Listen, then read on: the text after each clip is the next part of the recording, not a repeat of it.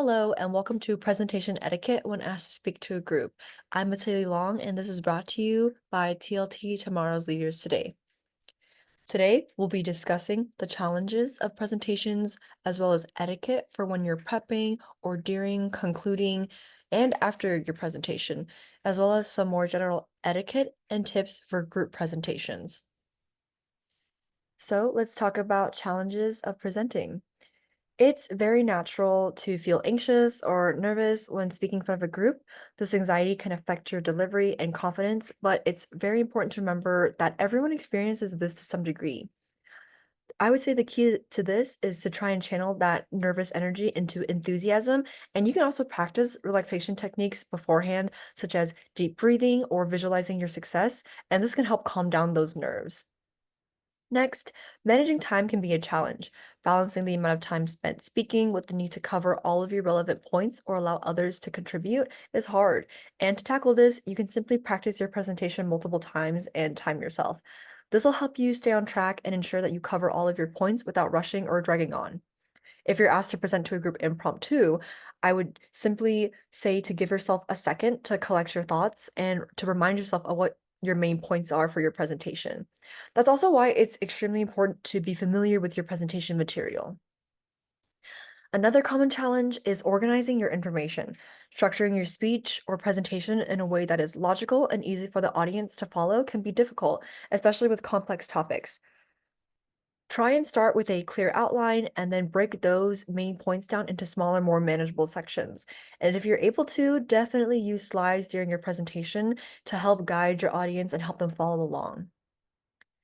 Handling interruptions can also occur when you are presenting to a group, and this can disrupt the flow of your speech or presentation. And if this happens, simply try and remain calm and composed.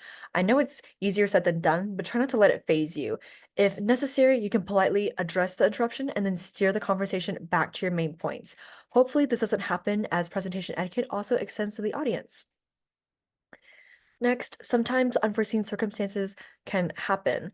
And whether it's a technical glitch or a change in the schedule, I would say staying flexible is important. And I would try to recommend to have a backup plan in place if possible, and just be ready to adjust your presentation if it's needed.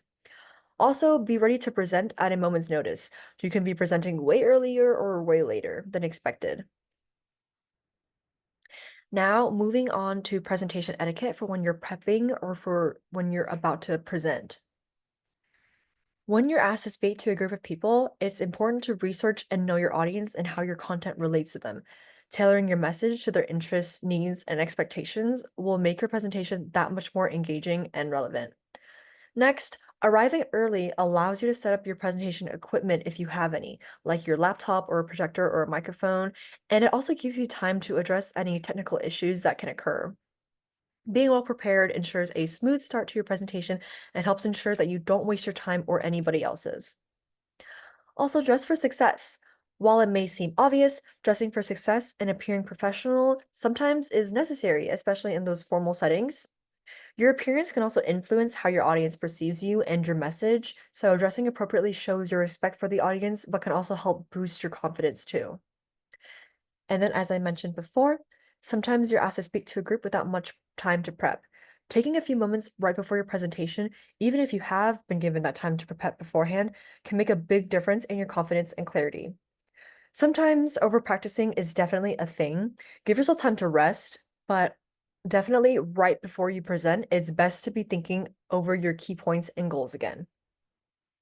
Speaking of key points, make sure you know your material. It's important in any presentation to have focused information and to minimize unrelated content. Do yourself and your audience justice by coming prepared and knowing your material. Also, if you know your material, you can still present if for whatever reason something goes wrong or something happens.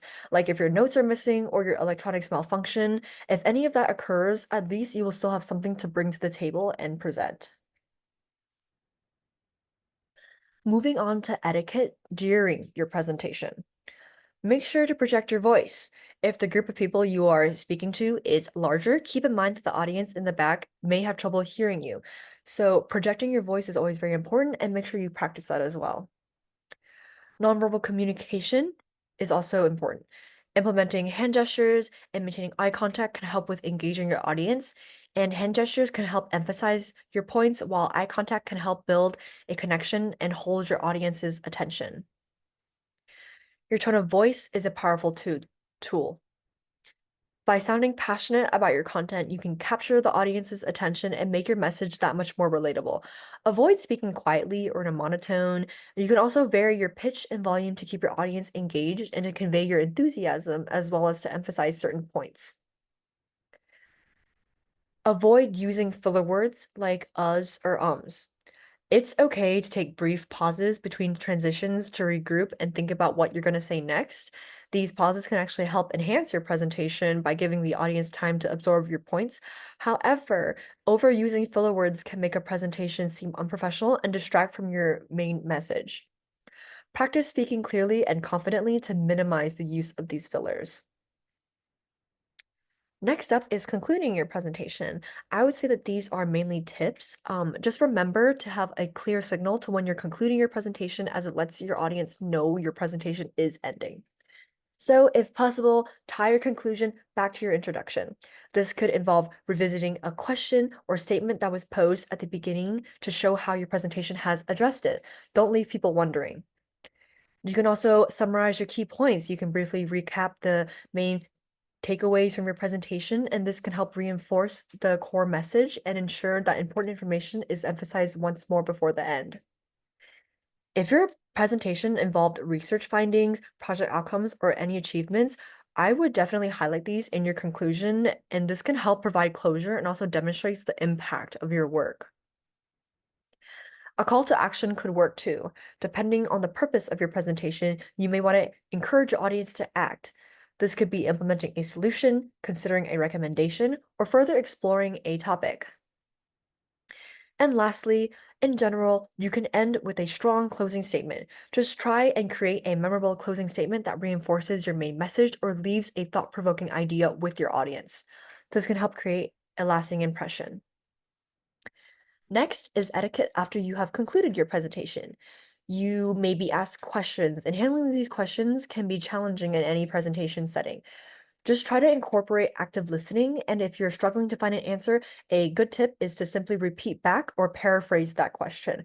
This not only gives you a moment to think, but also ensures that you have understood the question correctly, and it also shows the audience that you're engaged and attentive to their question.